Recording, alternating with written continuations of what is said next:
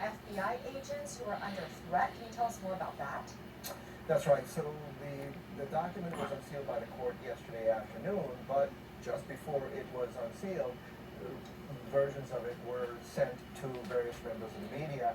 Some conservative outlets were able to post the entire documents, not the version that was unsealed by the court, which made sure that redacted the names and information of the FBI agents who were there, who were there to authorize the search.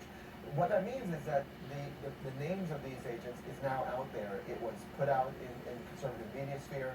The former president's social media platform pushed out that information, and as a result, as you can expect, there are now threats being made against those agents. The FBI is, of course, having to increase security for all of its agents as a result of this. Awful, not to mention the judge who authorized the search warrant also receiving Exactly. threats as well, and his bio had to be pulled as a result from the court website. Evan Perez, appreciate your reporting as always.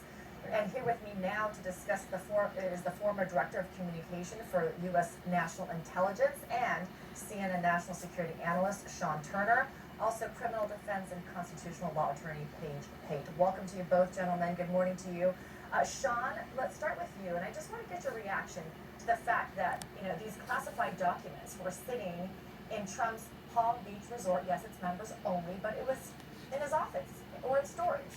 What could go wrong, right? Yeah, well, I mean, where do we start? First of all, I think it's really important for people to understand that we're not talking about just any documents. When I saw the information about the classification markings on these documents, I will tell you that I was shocked. These are top secret SCI documents, and as you said at the top, that's sensitive compartment information. These are documents that are still classified and have such a high level markings because they involve oftentimes active intelligence collection programs.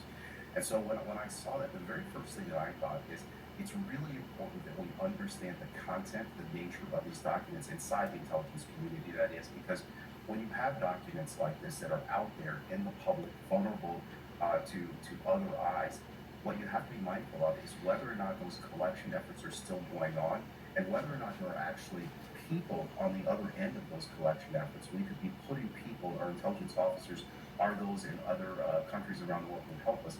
Those people could be in danger as a result of these documents being out there. So that was the first thing I thought. And then I have to tell you that for all of those people out there who are sort of making excuses, the fundamental question that we have to have answered here is why? What is the purpose of taking these documents from a secure compartmented information intelligence facility?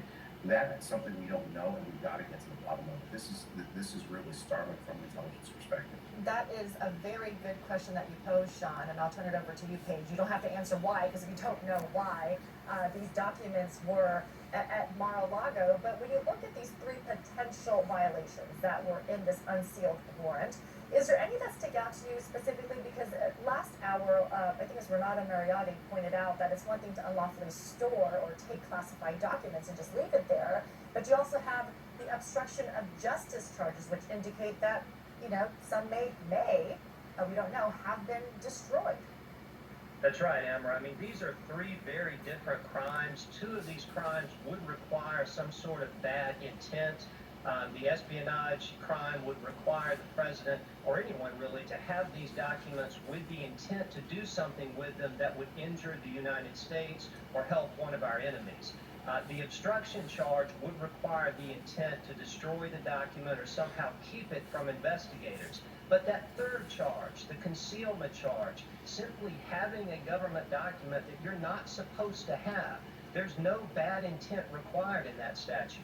So if the FBI executed this search warrant, they found documents that should not have been at Mar-a-Lago, well then that's a crime, and that crime can be prosecuted under that statute alone. So what's confusing to me is the defense that's been laying out right now by the president and his allies, the former president, that, hey, all of these documents were declassified. Well, number one, as Evan pointed out, classification doesn't appear in any of these statutes. It's not a requirement or an element the government would have to prove. And number two, and perhaps most importantly, Trump's best defense to these charges would be that I didn't know the documents were there. but now by his public statements, he's already admitted he knew the documents were there and he knew they were sensitive enough to require declassification. So I think he's putting himself into a box. It's going to make it real difficult for his defense lawyers to pull him out of it later. And listen, Sean, I'm glad you brought that up because that's the big question, right? And you, as someone who worked at U.S. National Intelligence, I mean, you're very well aware of the types of sensitive information that are inside these kind of top secret SCI documents. I mean, without speculating about this particular case, in general, why would anyone who has access to this kind of classified material either seek to take it home, and what could they possibly want to do with it? Yeah, that's the key question, Amral. I mean, look, I think the best case scenario for the former president, and again, this is not a winning case, but I think the best case scenario here is that these documents, the content of these documents, related to either something personal to the president, for example, if they relate to the Mueller probe, Mueller investigation, or if these documents relate to classified information around one of the president's two impeachment trials. I think that's the best case scenario. But if it turns out that these documents, the content of these documents, contain information that is unrelated to anything that personally involves the president, if these documents are related to partners and allies, if these documents are related to our adversaries, sensitive programs, then again, that gets back to where I started. There are only a few reasons for taking documents like that, and none of them are good. And I think that we can all assume that these documents we're not taking souvenirs. And so I don't want to be overly dramatic here or hyperbolic, but I think that understanding the intent here is going to be key as to whether or not the president and those around him are going to be charged. There are only a few reasons why someone would want to take classified documents like that. Appreciate you joining us, Sean Turner and Paige Pate. Thank you very much.